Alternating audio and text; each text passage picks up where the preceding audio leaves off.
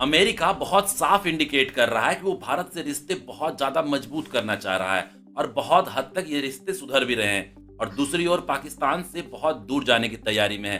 वैसे तो एक सीरीज ऑफ इंसिडेंट्स हुए हैं, लेकिन रिसेंटली दो इंसिडेंट्स बताने जा रहा हूं जो पिक्चर को और क्लियर करता है। 26 साल से न्यूक्लियर सैंक्शंस लगा रखा था अमेरिका भारत पे और वो सैंक्शंस हटाने जा रहा है। और दूसरी ओर Pakistan major non NATO ally था अमेरिका का। अब अमेरिका पाकिस्तान को दिए हुए इस दर्जे को खत्म करने की तैयारी में है। पाकिस्तान पर long range ballistic missile programme को लेकर अमेरिका ऑलरेडी सैंक्शंस लगा चुका है। चीजें कितनी बदल रही है पूरी दुनिया में और ये चेंजेस बहुत जल्दी में आए हैं। 3 4 5 सालों में सब कुछ बदलता हुआ दिख रहा है। पाकिस्तान के जितने पुराने दोस्त थे सब पाकिस्तान को लात मार चुके हैं और भारत को सपोर्ट नहीं करने वाले देश भारत से अपने रिश्ते को सुधारते हुए दिख रहे हैं। पहले समझते हैं कि अमेरिका आखिर क्यों पाकिस्तान को अपना मेजर नॉन नेटो एलाई बनाकर नहीं रखना चाहता। 2004 में अमेरिका ने अलकायदा और तालिबान से लड़ने के लिए पाकिस्तान को नॉन नेटो एलाई का दर्जा दिया था। इसके तहत पाकिस्तान को अमेरिका से हथियार, एक्सपोर्ट इंपोर्ट में रिलैक्सेशन और लोन्स एंड ग्रांट्स में पाकिस्तान को प्रायोरिटी देता था अमेरिका। इसी स्टेटस की वजह से पाकिस्तान अमेरिका के एडवांस वेपन्स को खरीद पाता था।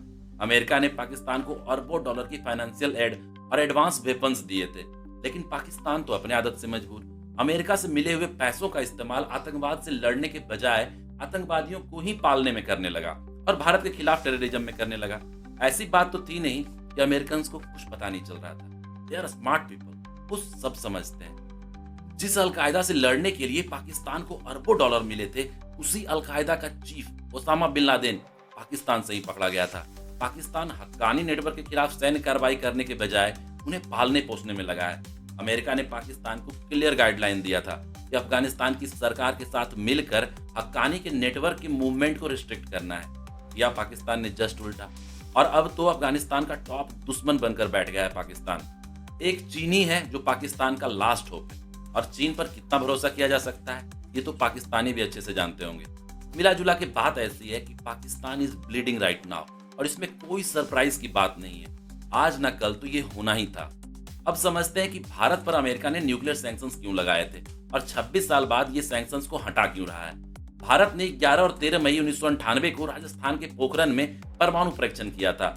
इस परीक्षण को ऑपरेशन शक्ति के नाम से जाना गया था। हालांकि इसके बाद कई देशों ने भारत पर आर्थिक प्रतिबंध लगा दिए थे। अमेरिका ने तब 200 से अधिक भारतीय संस्थाओं पर प्रतिबंध लगा दिया था, जिसमें Bhabha atomic research centre, Indira Gandhi परमाणु अनुसंधान केंद्र, इंडियन रेयर अर्थ्स और भारत के कई परमाणु रिएक्टर्स पर प्रतिबंध लगा दिया गया था। अब अमेरिका ये सैंक्शंस को दो रीजंस की वजह से हटाना चाहता है। एक तो चीन के खिलाफ कोई मजबूत पिलर चाहिए उसे, और दूसरा अमेरिका को भी अच्छे तरीके से मालूम है कि भारत एक इमर्जिंग इकोनॉमी है। इसके साथ मिलकर काम करना अमेरिका के लिए बेनिफिशियल होने वाला है, क्योंकि अब एनर्जी से लेकर स्पेस सेक्टर तक, डिफेंस से लेकर ऑटोमोबाइल सेक्टर तक दोनों ही देशों को एक दूसरे की जरूरत पड़ने वाली है। अमेरिकी और भारतीय कंपनियां नेक्स्ट जनरेशन सेमीकंडक्टर टेक्नोलॉजी पर काम कर रहे हैं। अमेरिका भारत में बड़े इन्वेस्टमेंट भी कर चुका है और भारत ने भी अमेरिका में बड़े इन्वेस्टमेंट्स किए हैं। पिछले कुछ सालों में दोनों देशों के रिश्ते बहुत सुधर चुके हैं। भारत और अमेरिका बहुत सारे डिफेंस एग्रीमेंट्स भी साइन कर रहा है। सोसा डिफेंस एग्रीमेंट ने तो पूरी दुनिया का ध्यान खींचा था। तो मिला जुला के अमेरिका भारत के साथ ही खड़ा मिलने वाला है आगे के दिनों में। जहां तक पाकिस्तान की बात है, वो भारत से दुश्मनी भी तब तक निभा पाएगा जब तक चीन से उसके रिश्ते ठीक ठाक रहेंगे। अकेले तो पाकिस्तान भारत का दुश्मन कहलाने के लायक भी नहीं है। वीडियो को लाइक कर दें, चैनल को सब्सक्राइब कर दें, बेल आइकन को जरूर दबाएं। आपका इतना सपोर्ट हमें और ज्यादा प्रेरित करेगा और अच्छे कंटेंट आप तक लाने के लिए। धन्यवाद।